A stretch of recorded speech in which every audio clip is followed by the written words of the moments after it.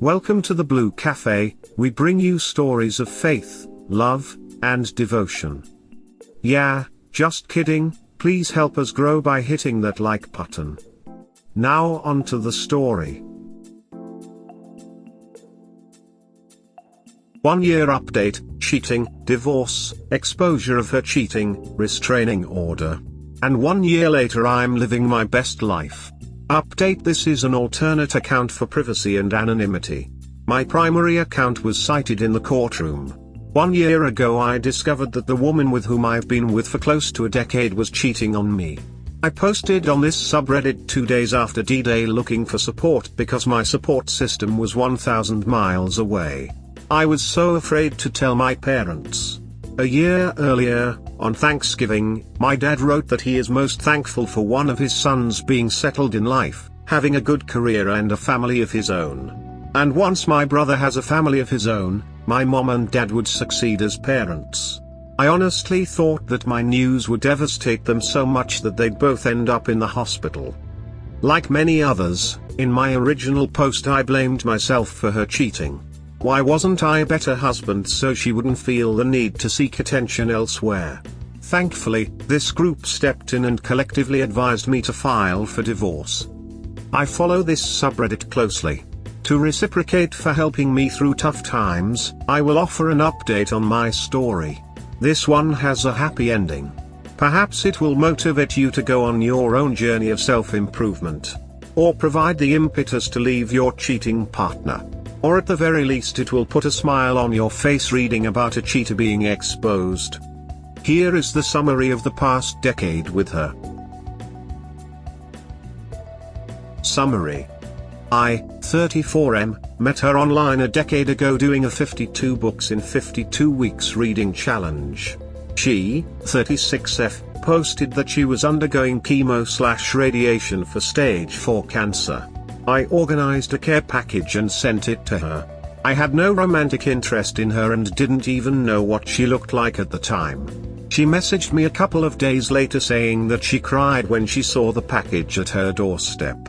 Nobody has ever done this thoughtful for me before. We continued to exchange messages and became friends over our shared interest in books. Eventually the friendship morphed into a long-distance relationship.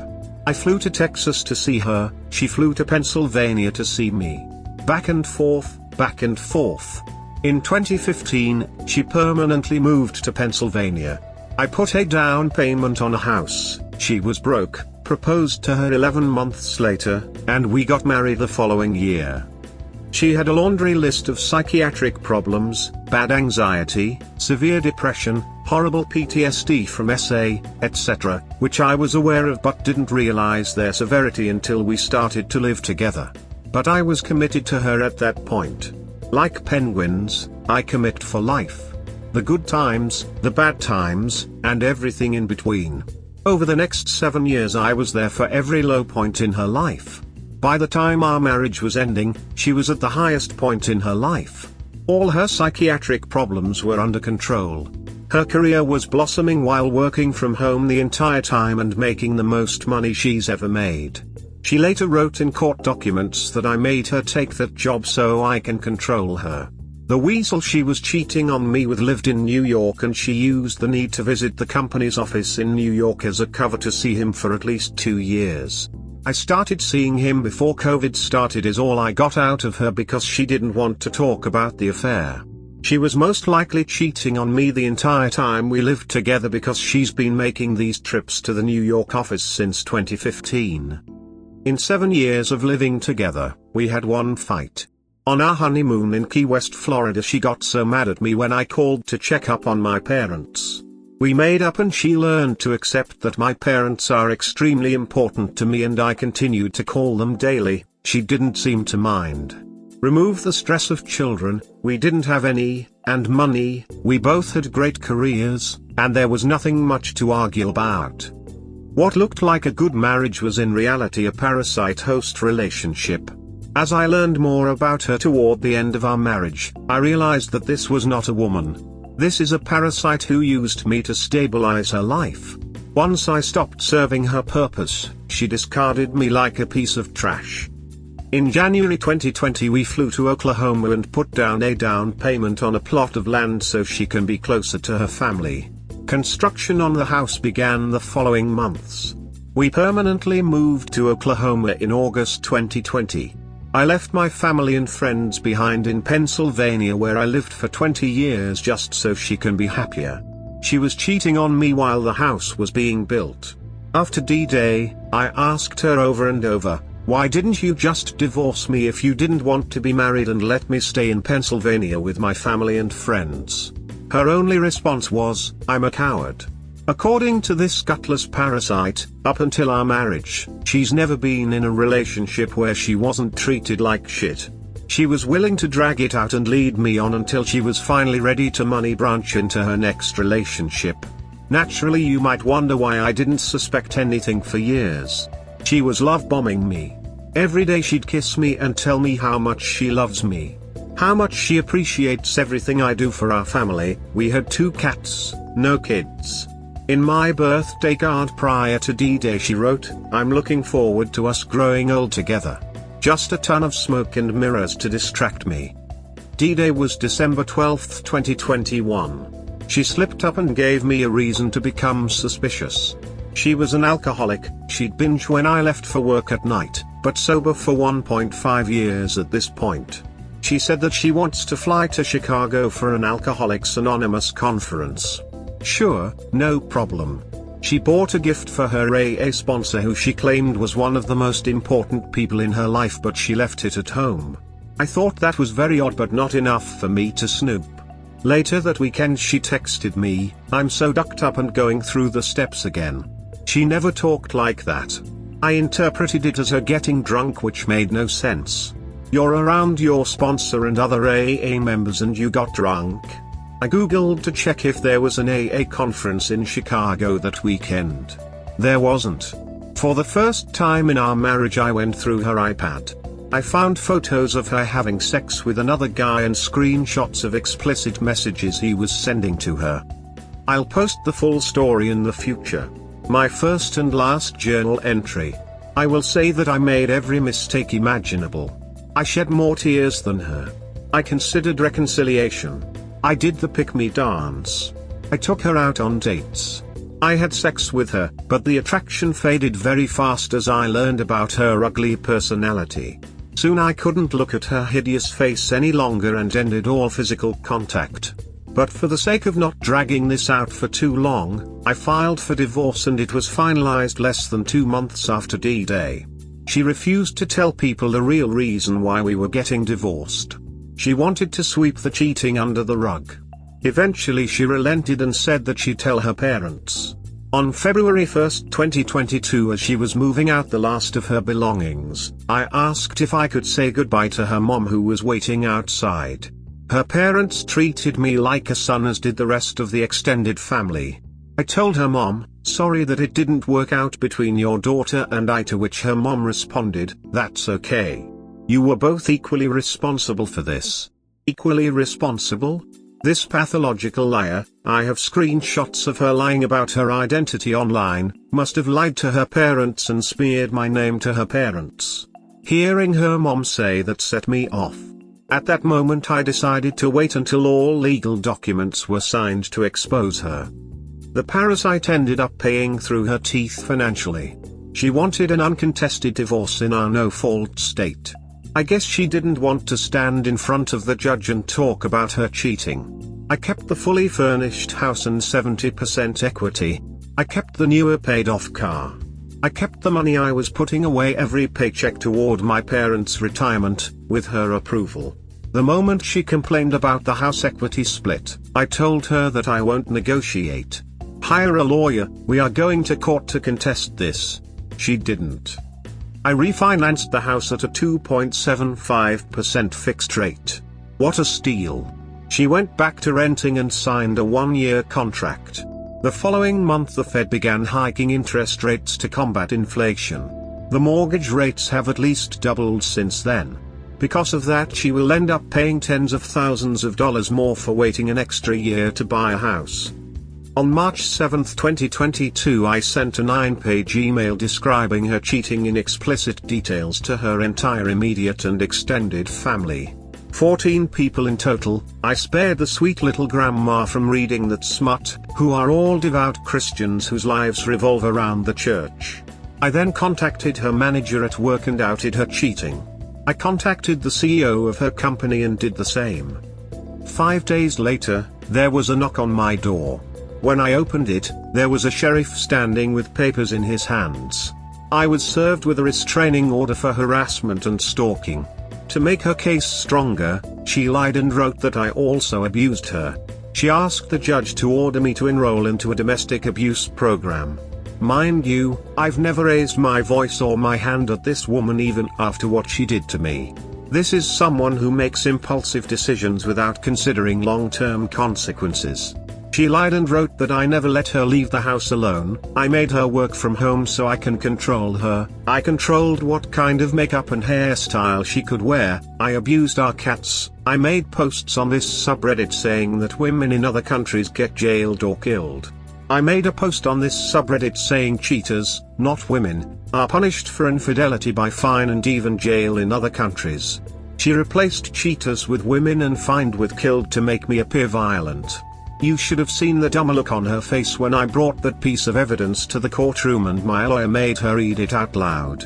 In the end, she still ended up standing in front of a judge and a packed courtroom and being exposed as a cheater, something which she desperately tried to avoid earlier.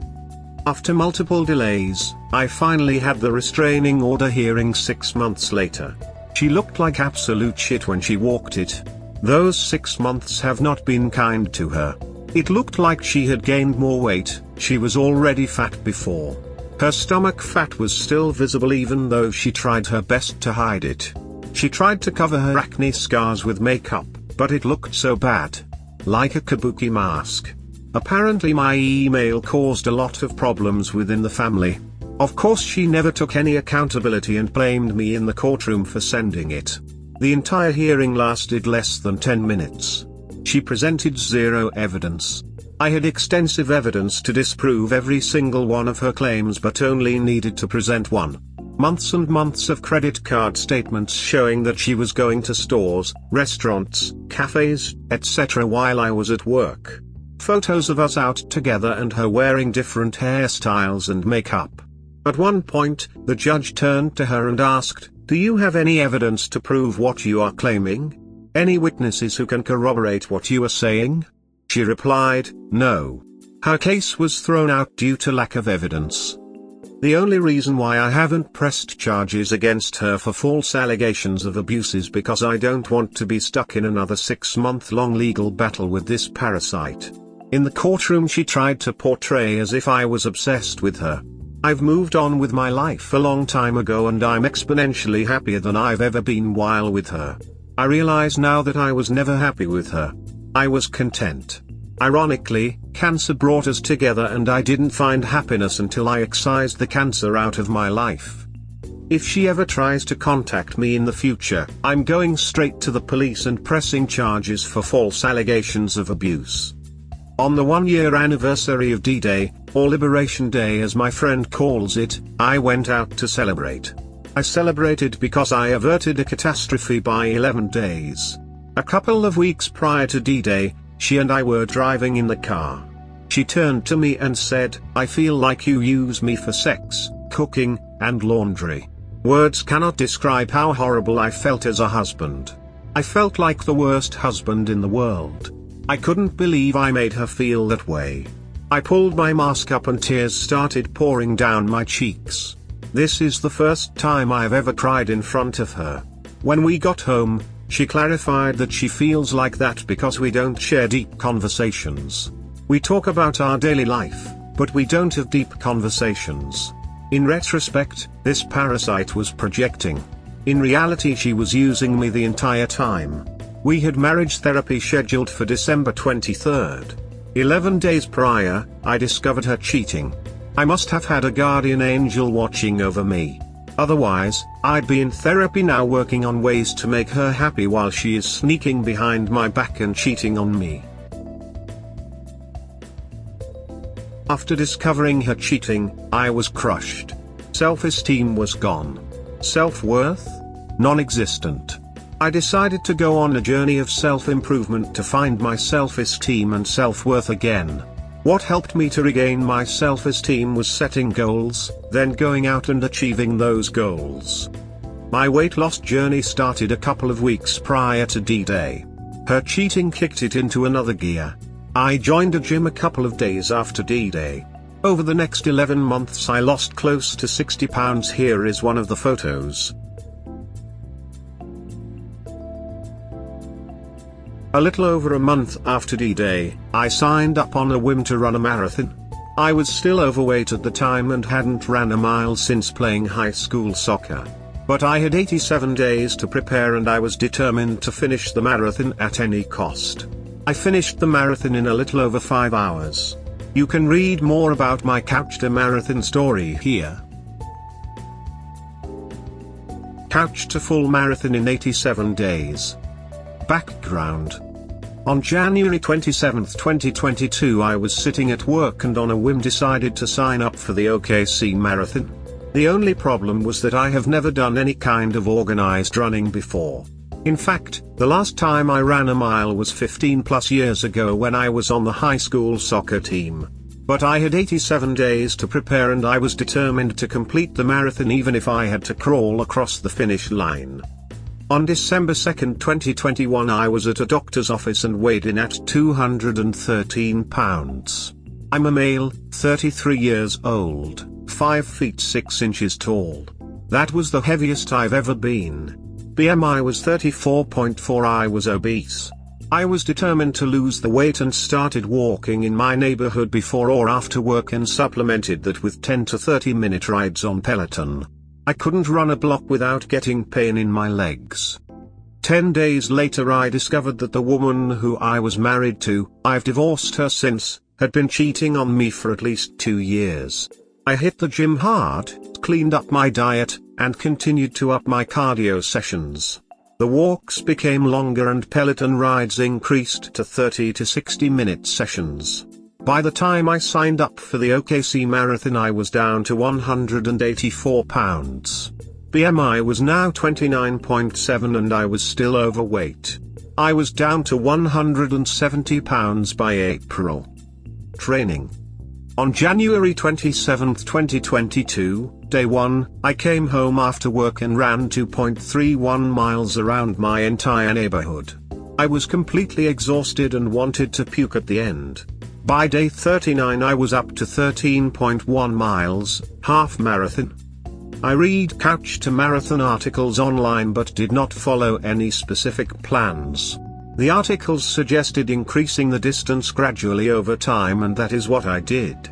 When I hit 13.1 miles on day 39, everything seemed to click that day. The weather was perfect.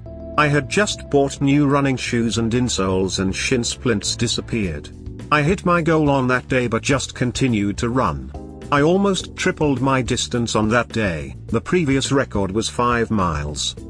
I was still going to the gym 6 days a week and riding Peloton as I trained for the marathon. Leading up to the race. For a couple of months straight I was eating the same meal, prepped oven-baked chicken, vegetables, and a small portion of carbs every single day, multiple times a day. I'm not a cook and this was the easiest meal for me to make.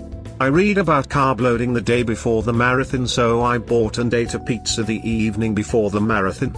It was so damn good. I took a week off from lifting weights and running leading up to the race. Race day morning. The marathon was postponed by an hour because of tornado warnings the previous night. Some runners did not get the email notification. I was one of them. I ended up showing up 2 hours before the start.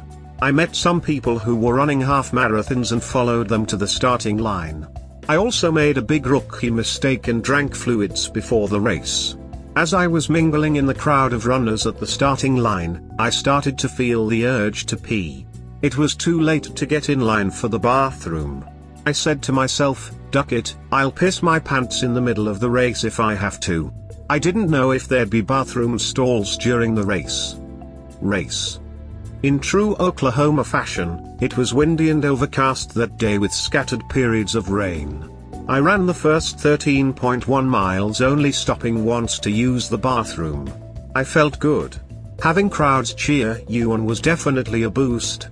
Also, running along other people was very helpful. I've trained solo the entire time. Then I hit the wall at around 15 to 16 miles. Other runners told me about the wall at around the 20 miles mark. I hit the wall much earlier. I have never gone past 13.1 miles in my training, so this was uncharted territory for me. The mind was determined to finish the race, but the body wanted to quit. Discomfort in both knees turned into pain. For the next 10 miles, I alternated between walking and jogging, more like shuffling my feet. I did jog the final 2 miles though and finished strong. Post-race. I just feel a huge sense of accomplishment. I set a lofty goal for myself and ended up achieving it. This year I've been purposefully putting myself outside of my comfort zone, and it has paid off tremendously. Once I recover, both knees are still sore, I will start training for next year's marathon. Update. Thank you very much for the well wishes and constructive feedback. I realized that the way I approached the training was not correct. When I was talking to other runners from the local running group, they discussed gradually increasing their distance over time. I did that in the beginning, but then started dicking around and doing my own thing. I worked my way up to 5 miles at one point, then made a huge leap to 13.1 miles on one occasion, and never hit 6 miles again during the rest of the training. Beginner's luck paired with a dash of perseverance, perhaps that's how I was able to finish the race. When I weighed in at 213 pounds at the doctor's office on December 2nd, I also had borderline high blood pressure. Resting heart rate was in the 80s. 4 months later my systolic blood pressure is down to 100s and resting heart rate is in the 50s. I credit that to losing weight and increasing cardiovascular activity. Getting into running would not be possible without losing weight first. I started tracking my weight at home on December 13th. And as I mentioned in the original post, the initial physical activity consisted of walks in the neighborhood and quick rides on Peloton. Shortly after that I joined the gym. Peloton rides became longer. I ran for the first time on January 27, 2022. Here is the weight loss progress in the first 2 months and last 2 months. The next lofty goal will be to clean that mirror in the bathroom. As far as recovery post-race, I felt soreness in knees, calves, and traps. This one is surprising, on day 1. However, the biggest surprise was that my nipples were unscathed. I destroyed both of them after running 13.1 miles during training. I was able to walk 2.3 miles on day 1 without discomfort. There is some discomfort getting in and out of the car due to the soreness in the knees, but it's getting better over time. Urine is normal straw color. After finishing the race, my self-esteem shot up. If I can do this, I can do anything I set my mind to. I'm currently looking for an endurance coach to train for a triathlon. A couple of months after the marathon, a friend challenged me to do bodybuilding. It was so outside of my comfort zone, to stand half naked in front of a large crowd, next to competitors who have much more experience than me, and to be judged, but I accepted the challenge. With only 16 weeks to prepare, I needed professional help. I hired a personal trainer. Here is a collage of my physical transformation since D-Day, culminating in getting on a bodybuilding stage and winning a medal. At this point I'm looking good and feeling good, self-esteem is through the roof and I'm oozing confidence. I'm currently training for one more show in June and one in October 2023. I made a wager that I will take home first place in my class in October. This year I've been purposefully putting myself outside of my comfort zone. After 10 years as a registered nurse working with adults, an opportunity came up to work with children. This is way outside of my comfort zone. Health problems, common medications, and communication in general is completely different between adults and children. But I jumped at the opportunity and have absolutely loved it. Today I work at a children's psychiatric hospital where we provide crisis intervention for homicidal, suicidal, and self-harming children ages 5 to 17. Since the divorce, I will double my income in the first fiscal year. The goal for 2023 is to bring in $200,000. I'm in the last semester for my master's degree. I should be finished in the next couple of months. I took a 7-day, 10-state, 5,000-mile road trip to Montana with my best friend. While married, I always wanted to visit Montana but never pulled the trigger. We had an absolute blast. The highlight was going on a fishing charter, each one of us catching a 29-plus-inch lake trout, then cooking it at our lakeside cabin. The goal for 2023 is to cross off a bunch of other states on the visit every state in the US bucket list. I'll be hitting Alaska, PNW, and SC states. This year I've invested more time and money toward my health and well-being than I did for the past 10 years combined while married to her. I attended 3 individual therapy sessions. My 4th session lasted 15 minutes. I had nothing to discuss about the past and wanted to focus on the future instead. As Wayne Gretzky said, I skate where the puck is going to be, not where it has been. The therapist said that he didn't feel like I needed any more sessions because I was doing so well. It's been a complete recovery at that point. I have no triggers. I used to get a recurrent nightmare of the two of them laughing at me, the clueless husband. Those nightmares stopped once she lied in the restraining order about me abusing her. At that point I realized that this parasite doesn't have an ounce of care for me, so why should I care for her? The weasel's birthday is 9 days before my own and I completely forgot about it this year. On D-Day, or as my friend calls it Liberation Day, I went out to celebrate. In regards to my romantic endeavors, I waited until the restraining order case against me was dismissed before pursuing women. I whiffed on my first try.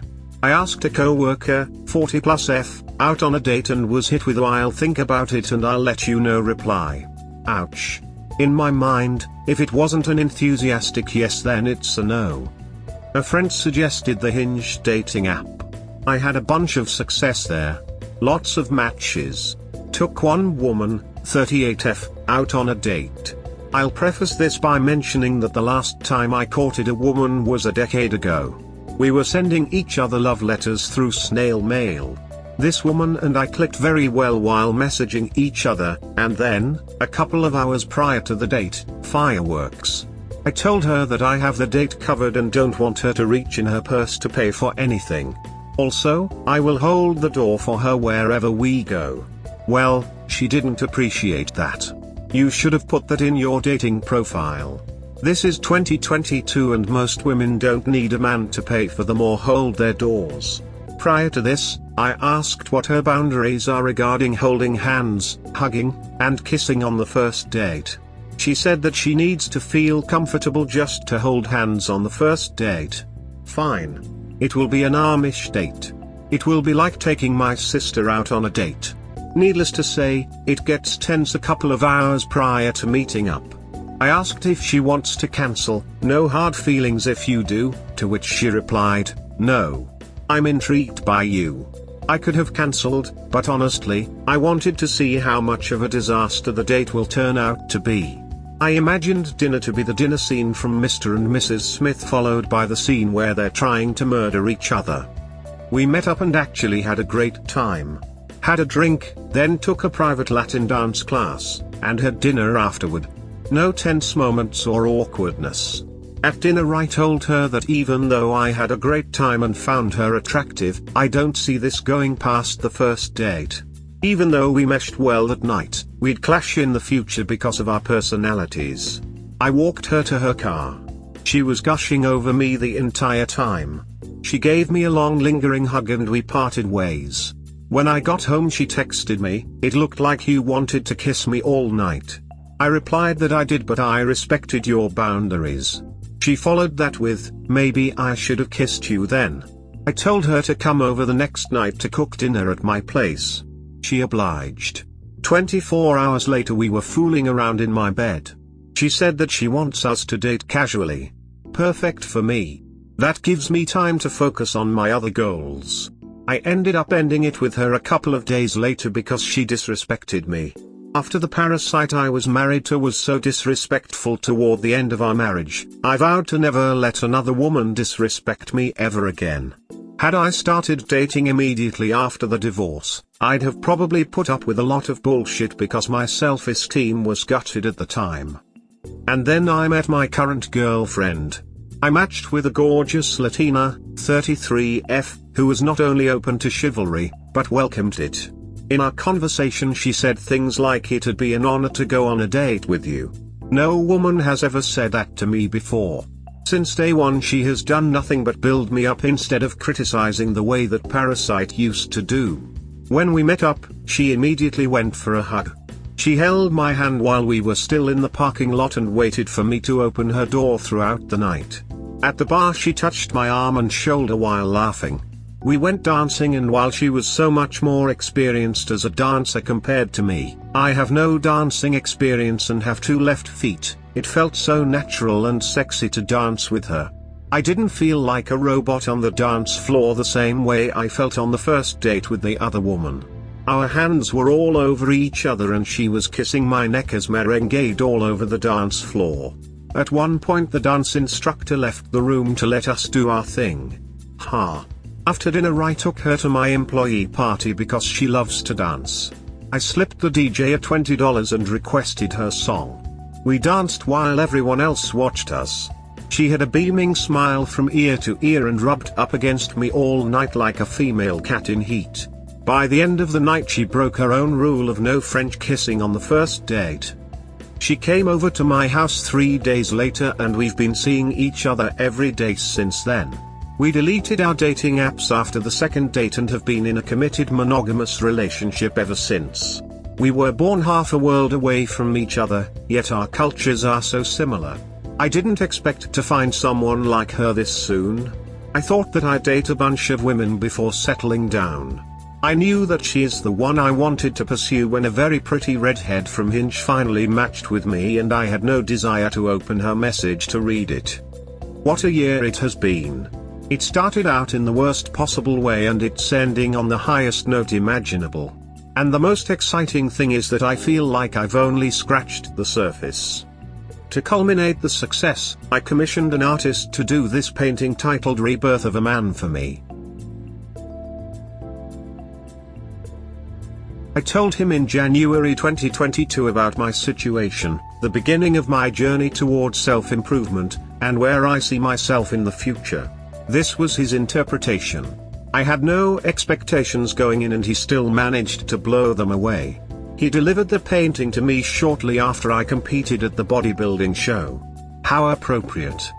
I hope that my story helps a bunch of you. It's so scary to leave the cheating partner.